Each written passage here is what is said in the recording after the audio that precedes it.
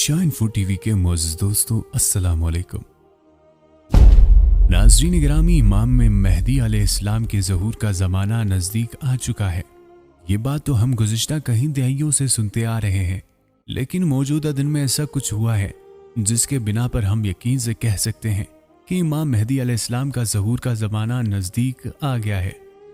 नाज़रीन गिरामी, नबी आखिर-ज़मां इमामुल अंबिया सल्लल्लाहु अलैहि वसल्लम का फरमान अली शान है कि जब दज्जाल का खुरूज होगा तब इंतज़ार करना कि जब खुरासान से काले झंडे निकले और वो मशरिक की तरफ जाए तो तुम देखना कि मेरी औलाद में से एक शख्स जिसका नाम मोहम्मद होगा और उसके वालिद का नाम मेरे वालिद का नाम यानी अब्दुल्ला होगा, और उसे अल्लाह सुब्हानहू व तआला लोगों के दरमियान में मुमताज़ कर देगा और वो खुरासान की उन काले झंडों वालों की क़यादत करेगा और दज्जाल से जंग करेगा। और दज्जाल से पहली जंग के वक्त हज़रत सैयदना ईसा अलैहिस्सलाम आसमान से दोबारा नाजिल होंगे। नाज़रीन, हदीस की मुख्तसर तशरीहात में कहा जाता है कि ये हदीस इमाम मेहदी अलैहिस्सलाम के बारे में है, जिसका असल नाम मोहम्मद होगा और बाप का नाम भी अब्दुल्ला और माँ का नाम भी बीबी आमना होगा, और वो भी उस वक्त 40 बरस के होंगे और खाना काबा के तवाफ में मसरूफ होंगे।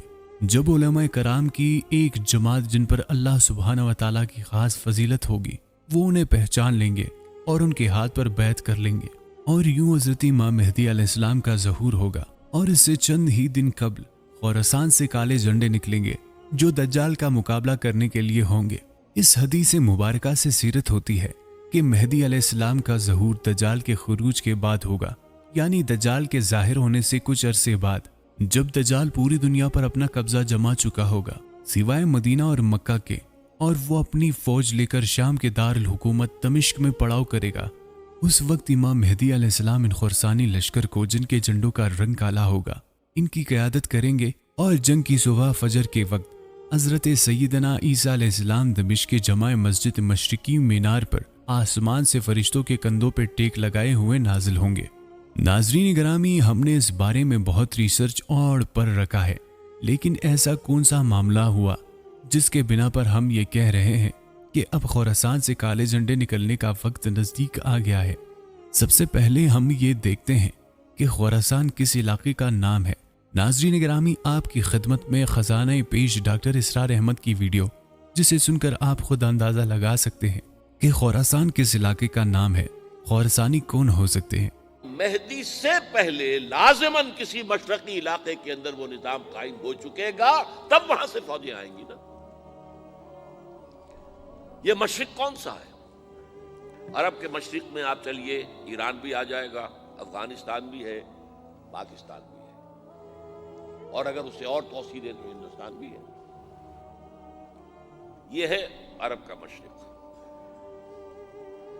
इससे फौजें जाएंगी।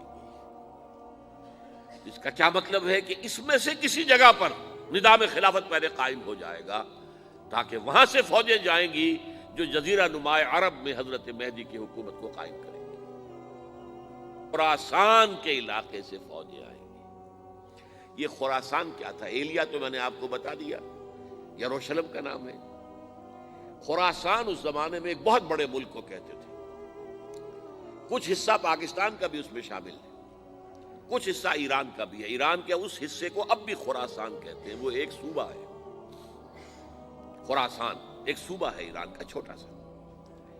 पाकिस्तान में खास तौर पर ये जो इलाका मालाकंड एजेंसी कहलाती है, इससे ऊपर जितना इलाका है, और ये जो वाखान की एक पट्टी आती है ऊपर, वाखान अफगानिस्तान की एक पट्टी सी दुम सी चली आती है जो जाकर चाइना की सरहद से मिल जाती है। यहां से लेके यहां तक ये जो मालाकंड का वो दरा है और पहाड़ है, ये भी खुरासान का हिस्सा है। बाकी तकरीबन 2/3 ऑफ अफगानिस्तान, साउदर्न हिस्सा नहीं है खुरासान का हिस्सा, ये सीस्तान कहलाता था, ये खुरासान नहीं है। लेकिन ये कि ऊपर का 2/3 ऑफ अफगानिस्तान, और उसके साथ ये जो अरब, जो अब ये तुर्क ममालिक आजाद हुए हैं सोवियत यूनियन के डिसोल्यूशन के साथ, ये सारा इलाका कहलाता है खुरासान बुजुर्ग, द ग्रेट खुरासान। नाजरीन, अब हम इस मामले की तरफ चलते हैं कि जो इस तरफ इशारा कर रहा है कि अनकरीब खुरासान से काले झंडों का एक लश्कर दज्जाल का मुकाबला करने के लिए निकलेगा। ہم جانتے ہیں کہ نبی اکرم صلی اللہ علیہ وآلہ وسلم کی حدیث مبارکہ کے مطابق جن میں انہوں نے قیامت کی نشانیاں بیان فرمائی ہے، ان میں کہا گیا ہے کہ دجال کے خروج سے پہلے مسلمانوں اور عیسائیوں نے مل کر یہودیوں سے جنگ کرنی ہے، اور اس کے بعد مسلمان اور عیسائی آپس میں جنگ کریں گے، اور اس دوران دجال کا خروج ہوگا۔ تو پیارے ساتھیوں، وہ آخری جنگ کون سی ہے جو اس معاملے کو اس جنگ تک لے کے جائے گی جس میں یہودی ایک طرف اور مسلمان اور عیسائی دوسری طرف ہوں گے؟ آپ جانتے ہی ہوں گے کہ کچھ دن قبل فلسطین کی جانب سے اسرائیل پر حملہ ہوا، اور اب اسرائیل پوری طاقت سے غزہ پر بمباری کر رہا ہے، اور اس میں اس کا ساتھ دنیا کی کئی حکومتیں دے رہی ہے۔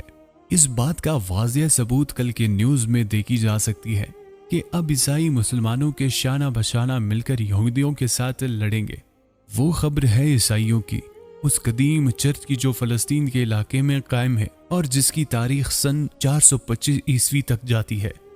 کل کی خبر کے مطابق عیسائیوں کا وہ چرچ اسرائیلی نتیجے میں تباہ ہو گیا ہے۔